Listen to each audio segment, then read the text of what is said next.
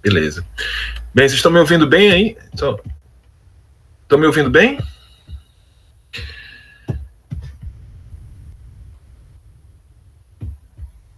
Pronto, amigo. É o seguinte, primeiro eu queria agradecer aí o convite, certo? Da Câmara Municipal de Palhano, né? Beleza. E aí, a gente tem, né? Eu sou professor da Unifor, como já foi adiantado, do mestrado de Ciências da Cidade, né? Eu dou a disciplina lá de cidades e representações sociais. Também sou professor da UES, né? Do curso de Ciências Sociais, e já trabalho com a questão urbana há pelo menos uns 20 anos, né? Então, essa questão urbana, a gente vê também o drama que são os municípios, né, em relação ao seu planejamento e tudo. Eu também trabalhei no governo do estado em um outro órgão que é o Instituto de Desenvolvimento das Cidades, que ele foi incorporado à Secretaria das Cidades no ano de 2017, né, e que era o órgão de consultoria dos municípios, onde os municípios chegavam lá junto do órgão e a gente tinha um trabalho muito legal de assessorar os municípios na elaboração dos seus instrumentos de planejamento, né? Tanto o planejamento urbano como a questão tributária, financeira e tudo. Então, a gente teve entre 2016 entre 2015 e 2017, que eu tive lá nesse órgão, a gente ajudou a fazer 2 planos diretores, a gente concluiu o processo, que foi o de Novo Oriente e Tauá, né? E a gente tinha iniciado, a gente, a gente tinha iniciado, né, esse processo lá e concluímos, né, nesses 2 municípios. E também a gente iniciou em outros municípios, que foi Capuí, Cedro, no, em mais outros municípios também, enfim. Foram vários, né, para lembrar tudo. Enfim, quando a gente está falando dessa questão urbana, pessoal, é o seguinte, vamos lá para um ponto que é muito central aqui, né? A gente está falando que os municípios, né, eles têm uma legislação federal, têm uma legislação estadual e a sua própria legislação, né? E nós temos uma legislação federal, certo, que ela se impõe nessa questão do uso do solo, que é o Estatuto das Cidades, certo? Quando a gente fala de Estatuto das Cidades, né, a gente está falando da Lei Federal 10.257, né, de 2001, que na Constituição, veja aí como é que é, a Constituição ela, de 88, ela tem 2 capítulos, que é o artigo 182 e 183, que falam da gestão urbana, né? E coloca que isso deve ser regulamentado, né, por legislação posterior, que no caso, a Constituição foi de 88, só aconteceu isso em 2001, né? Então o Estatuto da Cidade foi essa legislação que regulamentou a gestão do solo urbano, certo? E aí, queria apresentar um pouco aqui para vocês, vou até utilizar um pouco das apresentações que a gente fazia aos municípios, justamente sobre esse tema, né? Só compartilhar aqui com vocês.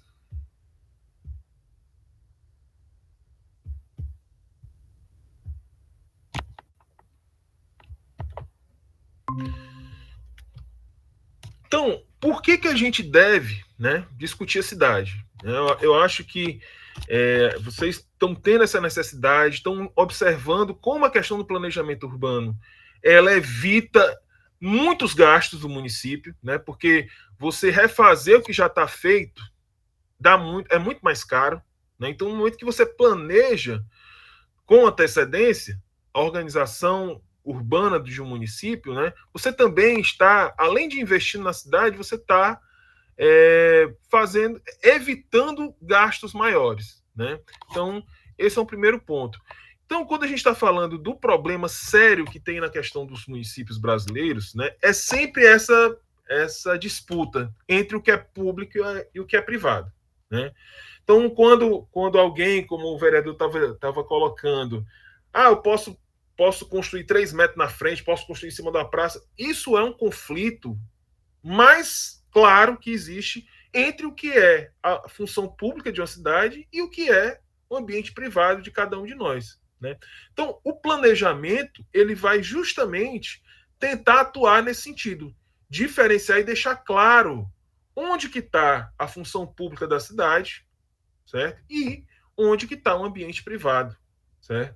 Então, quando a gente faz isso, a gente, primeiro, não dá para ser uma ação simplesmente de cima para baixo, né? Você está envolvendo o ambiente privado.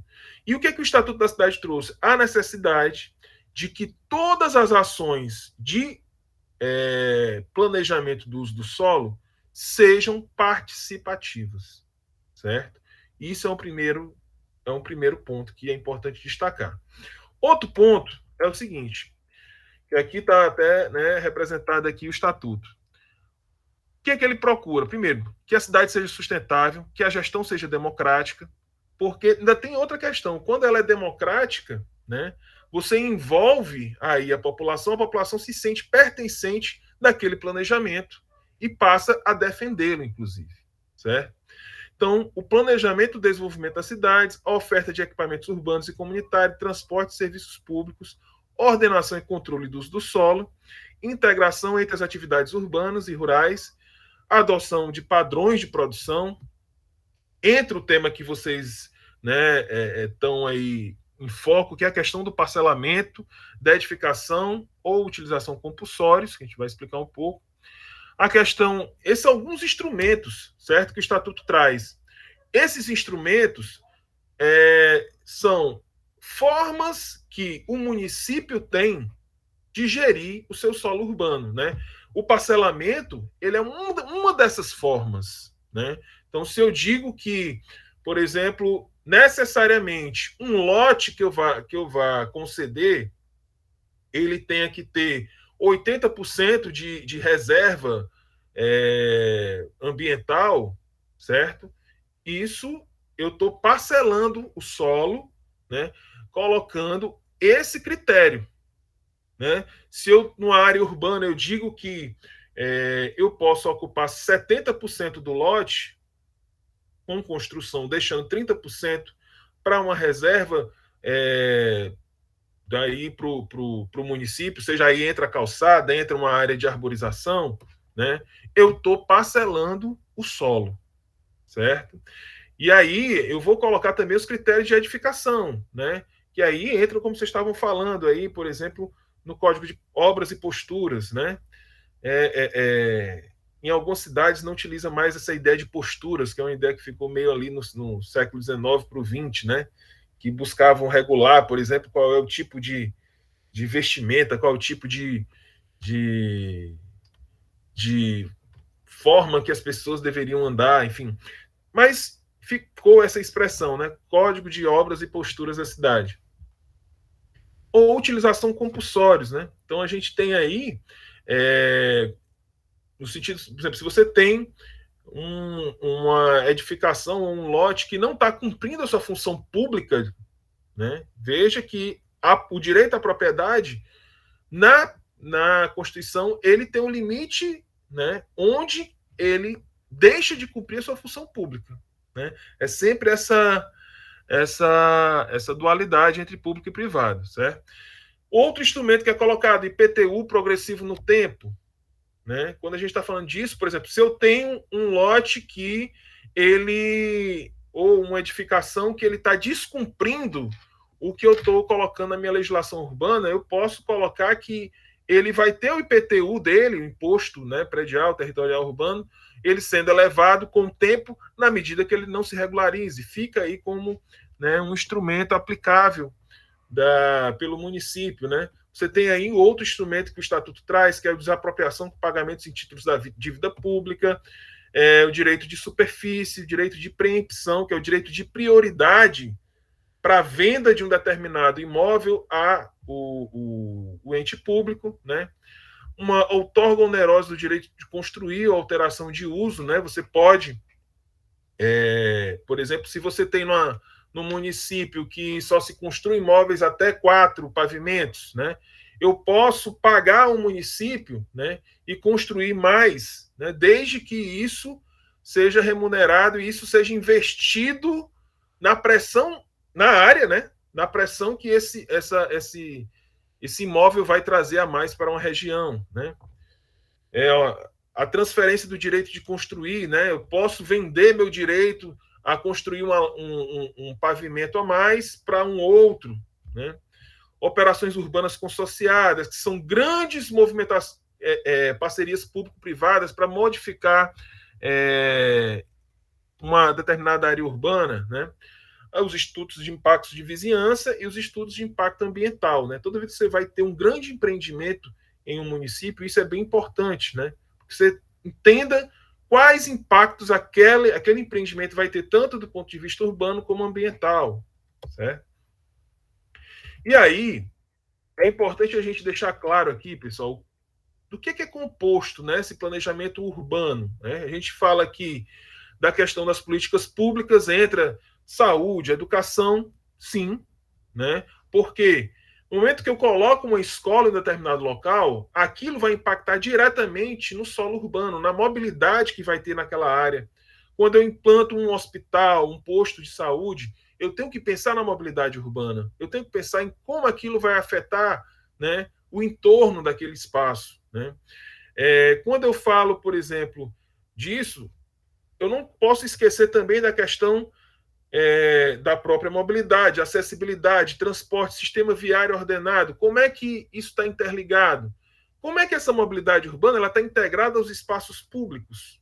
Aí entra, por exemplo, praças, os parques, os passeios, os órgãos públicos, né? Aí entra outro ponto, que é a habitação, que é uma das funções da cidade, né? Como é que isso está integrado a esse espaço de lazer, à mobilidade, às políticas públicas e, por fim, a questão do saneamento, né? Que aí entra pelo menos 4 sub-áreas, que é o abastecimento de água, esgotamento sanitário, né? Os resíduos sólidos, a gestão de resíduos sólidos e a drenagem, certo? Então veja que aqui são assuntos que estão interligados, certo?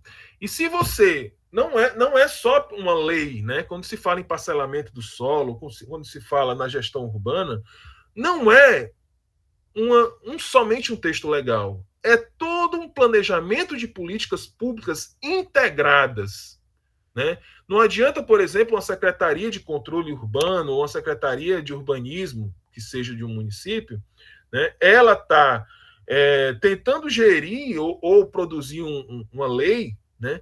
Se não se tem um planejamento integrado nessas outras áreas, que entra aí, por exemplo, como eu estava falando, a questão da saúde, a educação, o saneamento ambiental, a habitação, a questão do esporte, lazer e o transporte, né?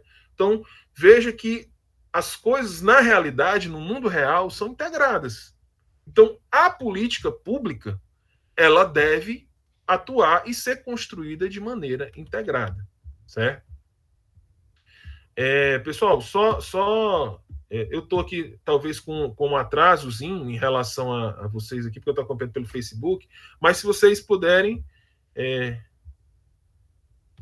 se vocês puderem, quiserem me interromper, pode interromper também, certo? Vocês estavam entrando pelo um link aqui no Google Meet. Se puderem continuar com esse link, eu escuto em tempo real aqui, certo?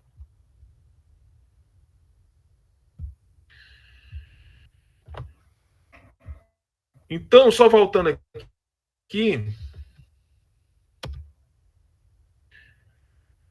quando a gente está falando de parcelamento do solo, pessoal, certo? Eu vou já chegar lá, né? Então, o parcelamento, ele é uma das legislações urbanas, né? Ele é uma das legislações que estão integradas com um grande guarda-chuva de planejamento que é o Plano Diretor Participativo, né? Que é o PDP, né? Que o Estatuto da Cidade coloca como obrigatório para os municípios com mais de 20 mil habitantes ou aqueles integrantes de áreas sensíveis ambientalmente, com interesse turístico, ou aqueles municípios que estão integrados numa região metropolitana, certo? Então, Palhano acho que tem cerca de 9 mil habitantes, né? Isso pelo último censo, não seria ainda obrigado a ter um plano diretor. Mas não é o fato de não ser obrigado que não seja importante para o município ter esse plano diretor, né? E aí, quando a gente fala dessa importância, é por isso, né? Para evitar, pelo menos enquanto o município ainda é pequeno, né? Você evitar que ele se desenvolva, desenvolvendo também seus problemas, certo? Então, quanto mais cedo você tem esse planejamento estruturado da cidade, né? Menos problemas você tem futuramente, certo? Então, é importante vocês estarem se atentando a isso, principalmente a Câmara de Vereadores está se atentando a isso, porque, de fato, é algo, né, que pode evitar muitos problemas futuros, certo? E aí, pessoal, a gente tem aqui um processo, né, que é o plano diretor, né, ele é esse principal instrumento de planejamento urbano. Ele é o orientador do crescimento ordenado da cidade, envolvendo todos os componentes do planejamento urbano. O PDP é um documento técnico construído coletivamente, onde se retrata a situação do município, né, e posteriormente se elaboram propostas para a cidade, as quais se tornarão leis municipais, né? Então, o plano, como é que o plano é feito? Primeiro, você tem que fazer um diagnóstico da cidade, dos problemas urbanísticos, os problemas, né, as principais questões do desenvolvimento da cidade. E, a partir desse diagnóstico, você tem aí a condição de propor ações específicas, né? E essas ações, elas vão virar minutas, né, e propostas de lei apreciadas pelo legislativo de cada município, certo? E aí, tá aqui, né, como eu estava falando, municípios que compõem regiões metropolitanas, turísticos, que vão receber projetos de grande porte e acima de 20 mil habitantes, são os municípios obrigados a ter um plano diretor, né? Hoje, no Ceará, nós temos cerca de 70, pelo menos 70 municípios, veja que é quase a metade dos municípios do estado, em situação de inadequação com essa diretriz do plano diretor, né? Essa inadequação, se o Ministério Público, né, assim, for pegar mesmo na ponta do lápis, e aí já estão pegando em alguns municípios, por isso que muitos prefeitos se movimentam nesse sentido, pode causar né, restrições para o prefeito por conta de improbidade administrativa, certo? Então, para que você elabore um plano diretor, é necessário que você tenha um conselho da cidade, né? Esse é um conselho de participação social, onde você tem ali pessoas envolvidas, né, tanto na gestão pública como das entidades da cidade, né, que vão discutir as questões urbanas e apreciar o plano diretor, né, e acompanhar a elaboração e aplicação desse plano diretor, certo? Então, como instrumentos complementares ao plano diretor, certo? A gente tem alguns aqui que eu estou citando, certo? Você tem o plano de habitação, né, de interesse social, você tem o plano municipal de saneamento, você tem o plano de gestão integrada de resíduos sólidos, você tem o plano de mobilidade, né? Inclusive, pela Lei da Mobilidade, que é a Lei 12.587 de 2012, lei federal, obriga que todos os municípios que vão fazer plano diretor, certo? Eles já façam junto o seu plano de mobilidade, certo? Então, nesse sentido aí, certo? Então, o plano diretor, ele deve se integrar diretamente ao plano plurianual de cada município, as leis de diretrizes orçamentárias e as leis orçamentárias anuais, certo? Então, no momento que eu elaboro isso, eu tenho que fazer esse link com meu planejamento orçamentário de cada município, né? Esse aí, como eu estava falando, o plano de mobilidade, que ele deve ser feito conjuntamente com o plano diretor, certo? E aí, a lei da mobilidade coloca isso, né, como parâmetros, a questão da acessibilidade, desenvolvimento sustentável, equidade no acesso ao transporte público coletivo, eficiência, eficácia na circulação urbana, segurança nos deslocamentos, né, justa distribuição dos benefícios de ônus no uso de diferentes modos, equidade nos espaços públicos, circulação, vias e logradouros. Né? Essa aqui é a hierarquia. Quando a gente está pensando no solo urbano, né, a gente está pensando nessa hierarquia. Né? Primeiro, tudo que a gente tem que pensar, as pessoas se circulam primariamente a pé. Então, quando a gente pensa o parcelamento do solo, a gente tem que pensar uma calçada de qualidade, né? Porque é o principal meio de locomoção das pessoas, é o a pé. Então, a gente não pensar que o parcelamento está integrado com a mobilidade, esse que é o problema. Né? Então, no momento que a gente pensa essa integração, já pensa o parcelamento integrado com a política de mobilidade. Já pensando uma calçada de qualidade, regulamentando essa calçada de qualidade. Né? Essa calçada de qualidade vai priorizar o pedestre. Né? E aí você tem, abaixo dessa escala, os ciclistas. Né? Uma cidade que tenha, principalmente as cidades do interior, muitas pessoas se deslocam de bicicleta, né? E aí você tem também, no terceiro nível de prioridade, o transporte público coletivo, certo? O transporte de carga. E lá no último, pensando os automóveis particulares, certo? Veja, no momento que você está trabalhando nessa hierarquia, você está priorizando, certo?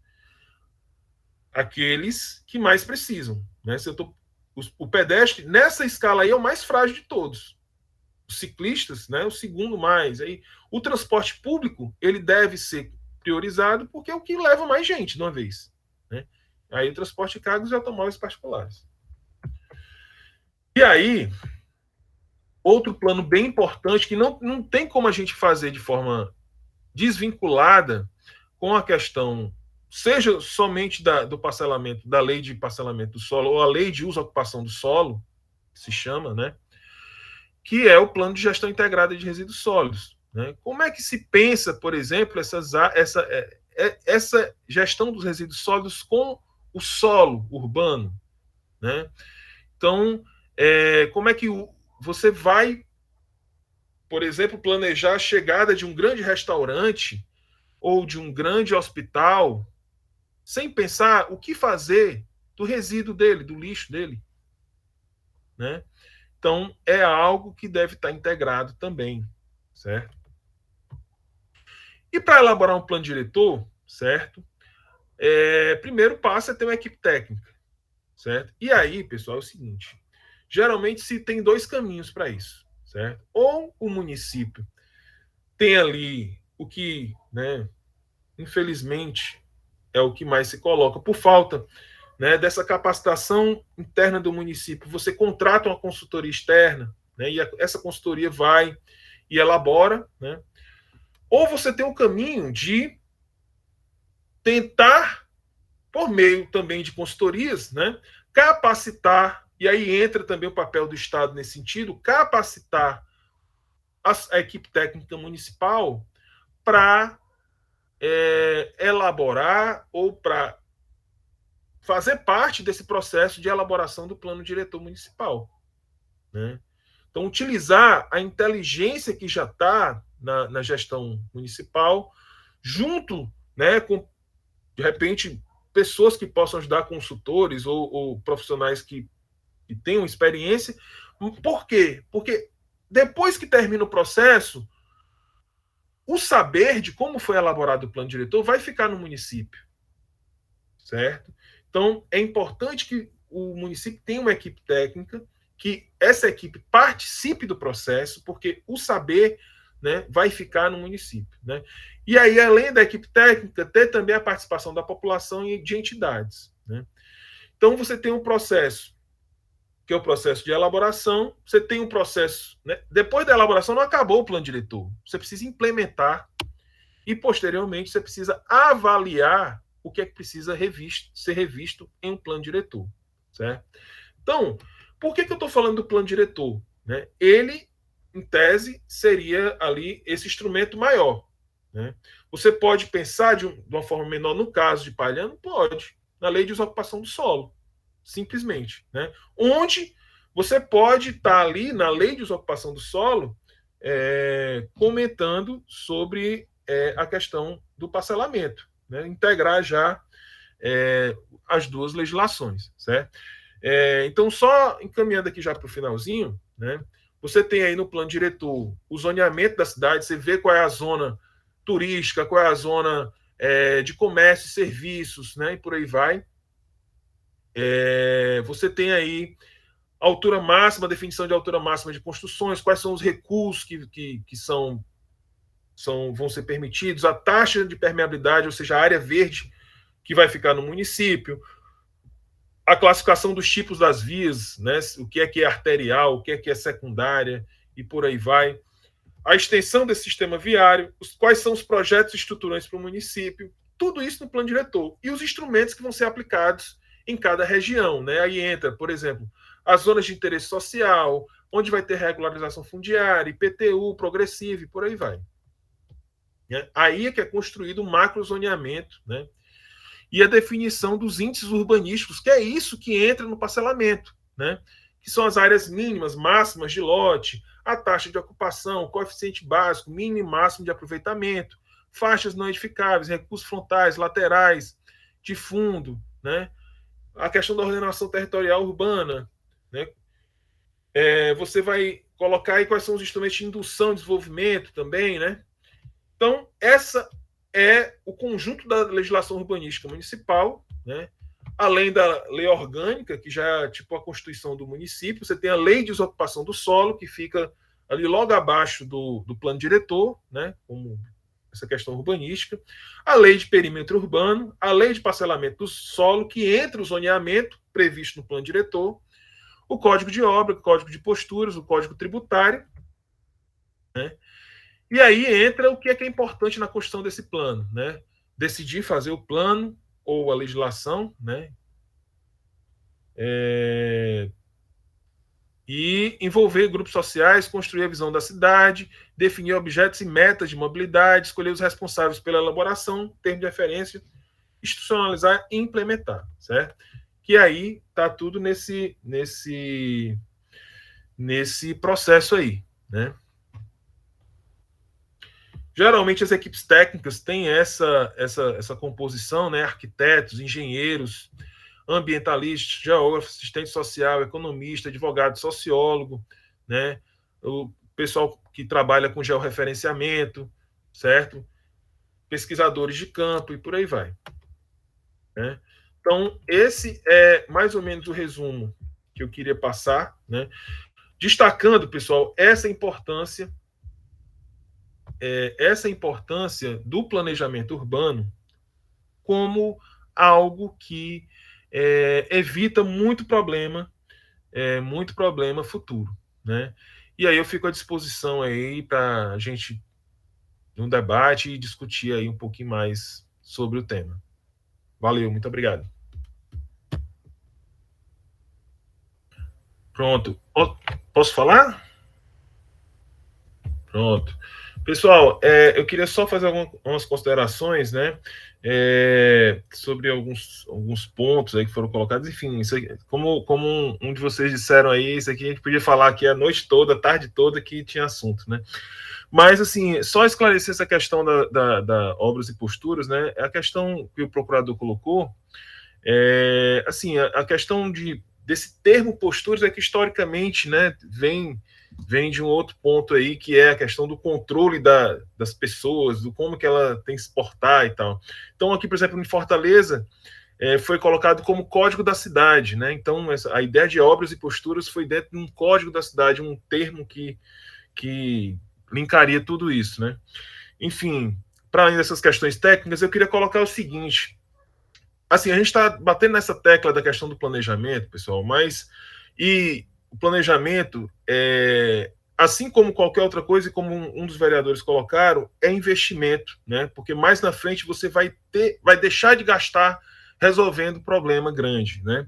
Então, essa questão, por exemplo, do plano diretor que eu estava colocando, né? Pode ser, assim, hoje os municípios eles estão procurando soluções, né? Então, quando a gente fala disso, por exemplo, a gente tem municípios que fazem consórcio, municípios que se consorciam, municípios que fazem parcerias, né? Por exemplo, o município de Juazeiro do Norte é um município grande, mas ele, para fazer seu plano, ele está com um plano diretor de 2000 ainda, com 20 anos de atraso, tem que atualizar de 10 anos, né?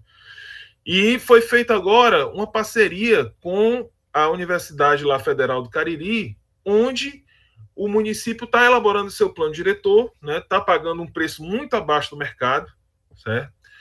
E fomentando a pesquisa na universidade, a universidade está atuando como a elaboradora do plano diretor de Juazeiro do Norte, né? Então, existem alternativas, né?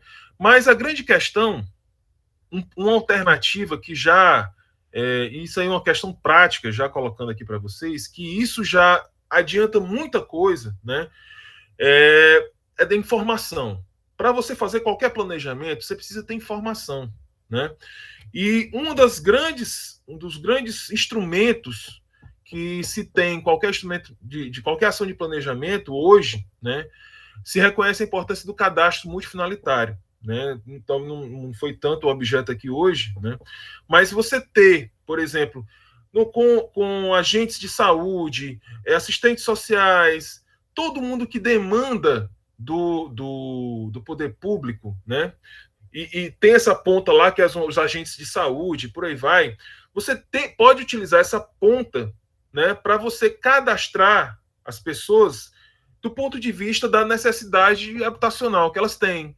Você ter essa informação sistematizada no município, né? Isso não demanda grandes volumes de recursos. Você organizar a informação do município já é o primeiro passo para o planejamento, né? E aí é que entra essa questão que eu estava falando. Você tendo essas informações bem organizadas, você consegue planejar e, inclusive, diminuir custos para isso, né?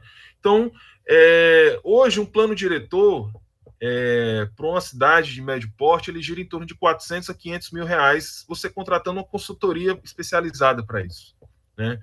Se você tem equipe própria, já capacitada para isso, esse custo vai caindo. Quanto mais profissionais você vai demandar para fazer esse planejamento, mais caro fica, né? Mas se você tem a capacitação, hoje tem vários cursos que você consegue fazer essa capacitação com profissionais do município e conseguir baratear todo esse processo, né?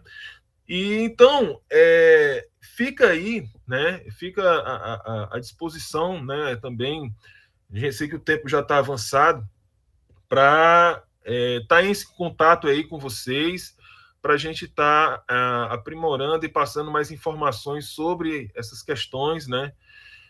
Espero que esse seja, né, aí uma luz para que se inicie um grande processo de planejamento urbano no município e que isso evite muito sofrimento futuro aí, como os que vocês estão relatando. Obrigado.